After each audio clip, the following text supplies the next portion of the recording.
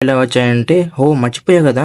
నేను నీకు బట్టలు కనిగిస్తే నువ్వు కేక్ అని పెట్టావా?" అని తను వాళ్ళ సిస్టర్‌తో అంతే తన సిస్టర్ ఉండి, "నువ్వు తినకుంటే నేనే మొత్తం తినేస్తా" అని చెప్తది. "నీకు తెలుసు కదా నాకు చాక్లేట్ కేక్ అంటే ఇష్టం" అని చెప్పి. "నేను బట్టలు కొనేదానికంటే ఇది చానా వర్త్‌లే" అని చెప్తదనమాట. నాకు చానా సంతోషంగా ఉంది నువ్వు ఇట్లా చేసినందుకు అని చెప్పేసి తను థాంక్ యూ చెప్తాడు వాళ్ళ సిస్టర్‌కి. "నువ్వు కేక్ కంటే ముందు లెటర్ చదువు" అని చెప్పి లెటర్ ఇస్తది. మన హీరో లెటర్ ఓపెన్ చేస్తాడు. దాంట్లో ఏమో ప్లేయర్ ఇండెక్స్ ఉంటది.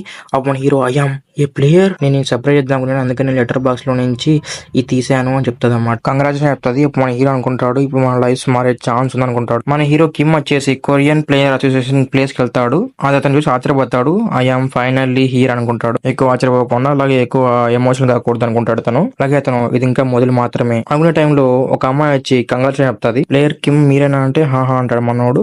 అయితే మీరు స్టేటస్ విండో ఓపెన్ చేయండి అంటది. మనోడు స్టేటస్ విండో ఓపెన్ చేస్తే అక్కడేమో లెవెల్ 1 ఉంటది. అలాగే యూనిక్ ఎబిలిటీ ఉంటది మనోనికి. ఆ అమ్మాయి ఆశ్చర్యపోతుంది అన్నమాట. క్వశ్చన్ మార్క్ ఎందుకు వచ్చి అలాగే యూనిక్ ఎబిలిటీ ఉంది ఇతనికి. అలాగే